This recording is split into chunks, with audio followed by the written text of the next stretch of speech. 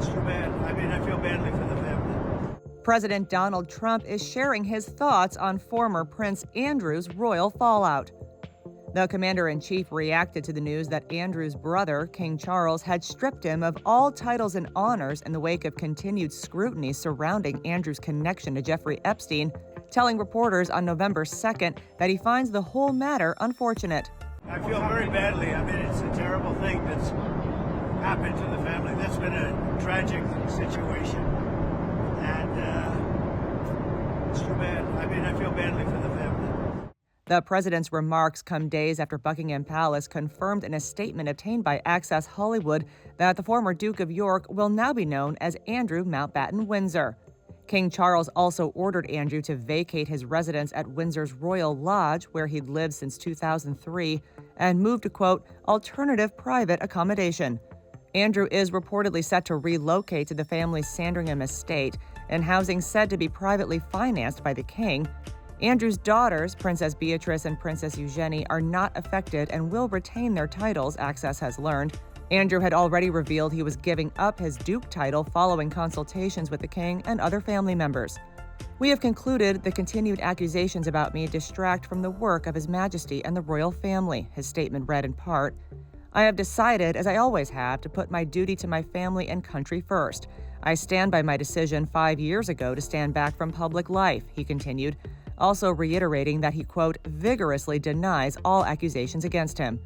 As the son of now late monarch Queen Elizabeth II, Andrew had initially retained his birthright title of prince throughout the Epstein fallout. Now, Charles's latest decision to remove Prince from his name marks the first time in more than a century that a member of the British royal family has had an official title withdrawn. Andrew previously settled a sexual abuse lawsuit from Epstein survivor Virginia Giuffre, who died by suicide earlier this year. Andrew first faced backlash following the publication of a photo of himself putting his arm around a then underage Giuffre.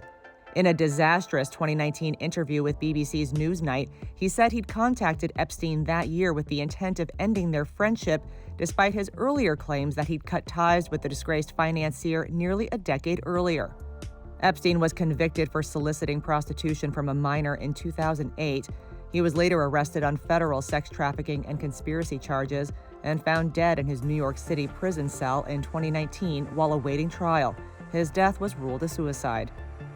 Their Majesties wish to make clear that their thoughts and utmost sympathies have been and will remain with the victims and survivors of any and all forms of abuse, the palace said in its latest statement. Trump's own ties to Epstein have been a topic of discussion in recent years amid calls for the administration to release files related to the Epstein case. The president claims to have had a falling out with Epstein years before his death. Ahead of Trump's state visit to the UK in September, images of him and Epstein were projected onto Windsor Castle. 4 people were arrested in connection to the incident, but the BBC reports that no charges were filed. That month, the White House also denied the authenticity of a 2003 50th birthday letter to Epstein signed by Donald that included the message, quote, "May every day be another wonderful secret."